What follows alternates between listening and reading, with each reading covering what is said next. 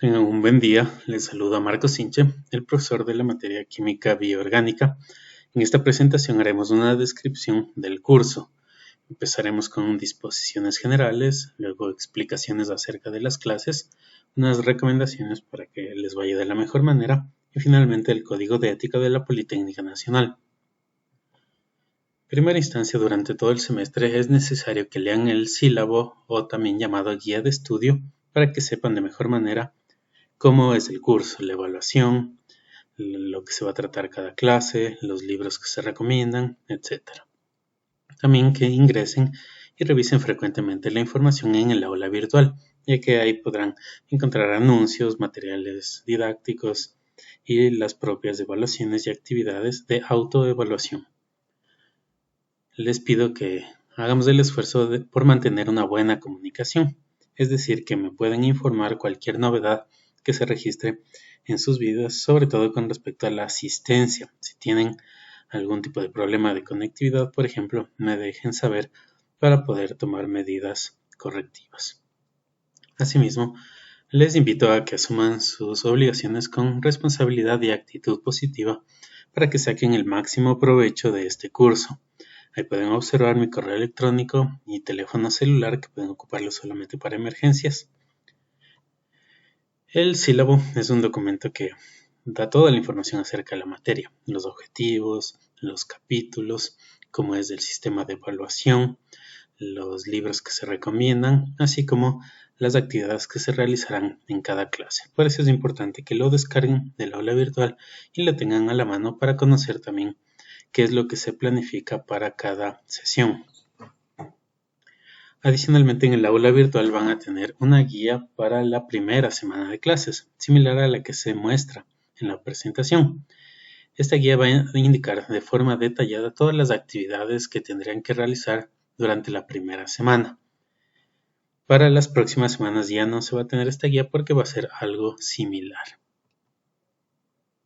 En este punto ya deben conocer que las evaluaciones atrasadas tendrían una sanción en la nota, a menos que presenten una solicitud al profesor indicando las razones por las cuales no pudieron presentarse a la evaluación determinada, junto con documentos justificativos que estén avalados por la Dirección de Bienestar Estudiantil y Social, en un plazo máximo de 3 días laborables luego de que termine el motivo de la falta.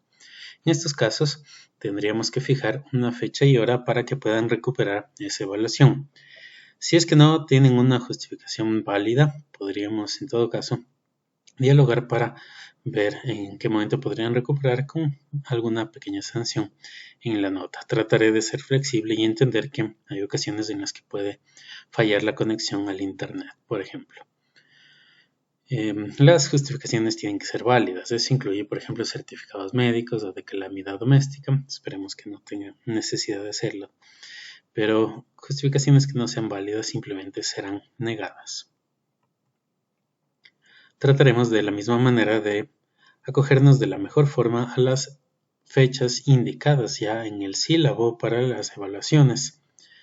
Solamente en casos de que, por ejemplo, se les cruce con alguna otra evaluación, podríamos cambiar la fecha, pero para ello es necesario que el representante del curso se comunique conmigo y luego de que todos los compañeros hayan llegado a un consenso, acordemos un cambio de fecha, pero esto debe ser antes del día indicado. Si es ese mismo día, al momento de iniciar la clase, ya sería demasiado tarde para cualquier cambio.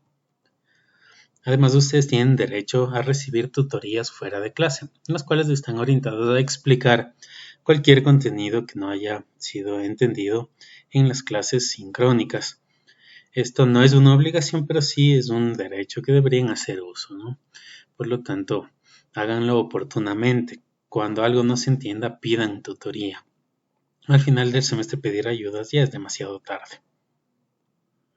En cuanto al desarrollo de las clases, utilizaremos como bibliografía básica estos dos libros que se muestran, Química Orgánica de Bailey y la de Yorkanis Bruce. Estos van a tener ustedes disponibles en una carpeta de Dropbox cuyo enlace se encuentra en el aula virtual. Les recomiendo que lo antes posible se descarguen esos libros y vayan leyéndolos poco a poco conforme avanzamos en los contenidos de la materia. También van a tener otros libros, igual que pueden ser de complemento para lo que se revisa en las clases, así que también estos los pueden descargar. Las clases sincrónicas las llevaremos mediante la plataforma Zoom. Ustedes tienen los enlaces para acceder a estas clases en el aula virtual. Si es que hubiera en algún momento un problema con el Zoom, utilizaríamos alternativamente la plataforma Webex. Les dejaría saber si es que hay el cambio. Las clases iniciarían 5 minutos después de la hora indicada y terminarán 5 minutos antes de su término. Esto con el objetivo de que tengan un tiempo para descansar, pero sí les pido que busquen ser puntuales. Durante estas clases se les pide muy cordialmente que estén concentrados y eviten hacer otras actividades que les quiten la concentración. Más bien pueden estar tomando apuntes y hacer preguntas, comentarios y opiniones que contribuyen con unas clases más dinámicas, más participativas. Siempre es necesario que exista respeto de mi parte hacia ustedes, también de ustedes hacia mí y entre los compañeros. Cuando tengamos diferencias de opiniones, cuando hagan preguntas, comentarios, es necesario que respetemos, porque el diálogo y las diferencias nos enriquecen, nos ayudan a una clase más completa. Además, les pido que se abstengan de estar jugando con los micrófonos, con los videos, con la compartición de pantalla, etcétera, para que no tengamos problemas. Adicionalmente, en algunas ocasiones les colocaré videos en el aula virtual, los cuales ustedes deben observar fuera de clase de manera complementaria a lo revisado. Estos videos son seleccionados y son cortos, pero deben verlos igual con suficiente tiempo y tomar apuntes de lo más importante.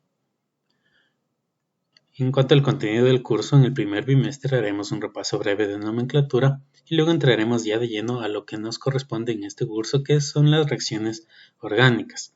Una introducción en donde veremos los términos, tipos de reacción, sitios de reacción y otros conceptos que fundamentan el resto. Y luego ya nos enfocaremos en las reacciones de acuerdo al tipo de compuesto. En el segundo bimestre continuaremos con estas reacciones y en la parte final ya nos enfocaremos en las llamadas biomoléculas, carbohidratos, lípidos, proteínas y ácidos nucleicos. La evaluación la pueden encontrar de forma detallada en el sílabo, pero cada bimestre vamos a tener 3 pruebas de carácter no acumulativo, 4 talleres y o deberes, los cuales los iremos indicando poco a poco. También actividades en el aula virtual que sobre todo corresponden a actividades de autoevaluación en las cuales deben cumplir en el tiempo establecido y eventualmente tendremos otro tipo de actividades evaluadas como debates o videos en función de cómo se muestre el semestre y cómo sea su participación. Ya conocen que en asignaturas como esta, para poder exonerarse deben reunir como mínimo 14 puntos, ¿no?, en cada bimestre, con la sumatoria de cada bimestre. Puesto que esta materia tiene un componente de laboratorio, ese va a ser el componente práctico, el CP, que tiene un 30% de peso en la nota y el 70% corresponde a la materia. El laboratorio va a estar a cargo del ingeniero Gonzalo Jacome. Ninguna evaluación puede valer más de 3.5 sobre 10 en cada bimestre. Para exonerarse deben reunir 14 puntos o más entre los 2 bimestres y en ese caso podrían rendir voluntariamente el examen final. En cambio, si tienen una nota entre 9 y 13.9, es obligatorio que rindan el examen final para exonerarse. En ese caso deben sacar como mínimo 6 sobre 10 en el examen final y luego se tomarán las 2 mejores notas de las 3 y su suma multiplicada por 2 deberá ser igual o mayor a 24 para que logren aprobar. Aquí vemos una tabla con algunos ejemplos de calificaciones que indican cuándo se aprueba o cuándo se reprueba el semestre. Algunas recomendaciones de mi parte sería que desde el inicio del semestre hagan su mejor esfuerzo para obtener buenas notas. A veces pasa que cuando ya tienen bajas notas recién se asustan y ahí empiezan a poner el esfuerzo que debería haber estado desde el inicio. En un inicio estamos todavía descansados, de buen ánimo, es un poco más fácil obtener buenas notas. En cambio, al final del semestre ya a veces el estrés, el cansancio nos agobian y es un poco más complicado hacerlo. En todo tiempo debemos evitar el plagio, sean consultas, deberes, proyectos, etc. Eso significa que debemos citar las fuentes consultadas y también colocar un listado de las referencias. Esto es preferible hacerlo en el formato APA, por lo tanto les coloco un enlace en donde pueden acceder a ese manual para aprender de mejor manera cómo hacerlo. Las fuentes también deben ser seleccionadas, es decir, consultar aquellas fuentes que sean válidas o confiables como libros, artículos científicos, páginas web que tengan respaldo de instituciones prestigiosas como universidades, como institutos internacionales. Y como mínimo todo trabajo debería tener 3 referencias válidas. Evitemos páginas como el Rincón del Vago que no tienen información confiable. Muy importante será evitar la procrastinación. Esto significa dejar las cosas para el último. Es una mala costumbre que a veces tenemos como sociedad. Pero cuando se deja para el último una tarea o estudiar para un examen, lo que sucede es que no se logra hacerlo de buena calidad, de buena forma, y además no se aprende todo lo que se debería, ¿no?, por hacerlo al último. Así que será una práctica muy recomendable hacer las cosas con tiempo. Habrá cero tolerancia para el fraude, es decir, que cuando haya una copia, una trampa detectada o un intento de trampa, se colocará 0 en esa nota. Sí, por favor, busquemos ser honestos desde este tiempo en nuestras vidas, ¿no? Y justamente a eso se refiere el código de ética. En la institución hay varios valores con los cuales debemos identificarnos y practicarlos, tales como la honestidad en todos nuestros actos, la justicia, la integridad, la diligencia, que significa que debemos hacer las cosas sin necesidad de que nos estén presionando el papá, la mamá o el profesor vigilándonos para cumplir con nuestras obligaciones. Hay que poner los intereses de la institución sobre los personales y conocer, cumplir y hacer cumplir nuestros derechos y deberes. Eso significa, por ejemplo, ser leales a nuestra institución, familiarizarnos con las normas y reglamentos que existen, porque su desconocimiento no nos quita la obligación de tener que cumplirlos. En otras palabras, debemos aceptar las consecuencias de nuestros actos, sean estas positivas o negativas. Les animo también a involucrarse con las actividades extracurriculares que hay en la institución, como pueden haber conferencias, jueves cultural y otro tipo de eventos que siempre contribuyen a una formación más integral, a que usemos los recursos de forma austera cuando esto lo amerite. Eso quiere decir que seamos ahorrativos y no desperdiciemos los recursos que tenemos a nuestra disposición. Y si en algún momento volvemos a las clases presenciales, siempre estemos pendientes de cuidar al ornato y limpieza de nuestra casa de estudios. Con ello, les doy la más cordial bienvenida este semestre, les deseo lo mejor y espero que podamos sacar el máximo provecho de las clases.